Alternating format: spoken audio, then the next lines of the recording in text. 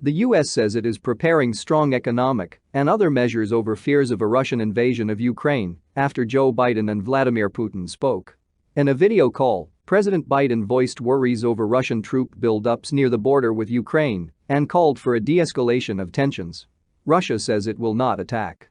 President Putin accused Ukraine of provocation and sought guarantees against eastward NATO expansion and deployment of weapons close to Russia. More than 90,000 Russian troops are believed to be massed near Ukraine's borders. The movement has strained already tense relations between Russia and the US. Analysis: is Russia preparing to invade Ukraine? After Tuesday's call, U.S. National Security Advisor Jake Sullivan said the Biden administration was preparing specific robust responses in the weeks ahead if they were required. The measures included economic sanctions and other actions such as additional troop deployments to NATO allies in the region and defense equipment for Ukraine.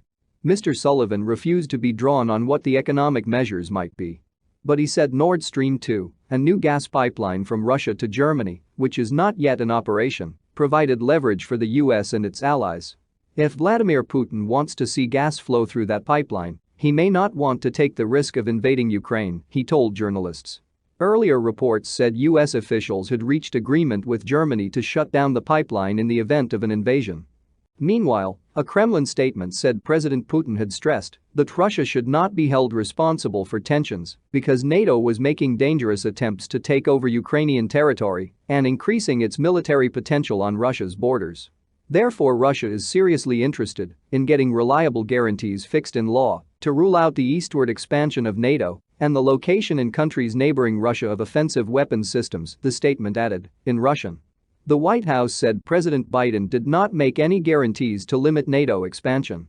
Ukraine's President Volodymyr Zelensky said that, while the talks brought no sensations, he was grateful for President Biden's unwavering support. Ukraine's Foreign Minister Dmytro Kuleba told the Reuters news agency that talks between Mr. Biden and Mr. Putin had enabled deterrence and de-escalation. But he said the focus is to put together a deterrence package to ward off any further escalation from Russia.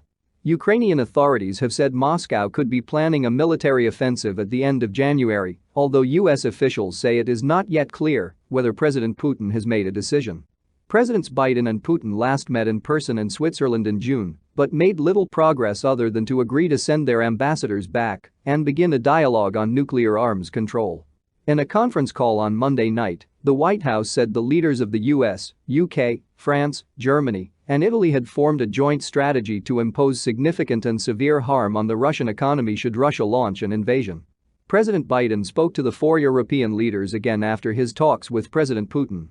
A large part of the recent Russian military buildup is in Crimea, which Russia seized from Ukraine and then annexed in 2014. Troops are also gathering near Ukraine's eastern regions of Donetsk and Luhansk, parts of which are under the control of Russian-backed separatists.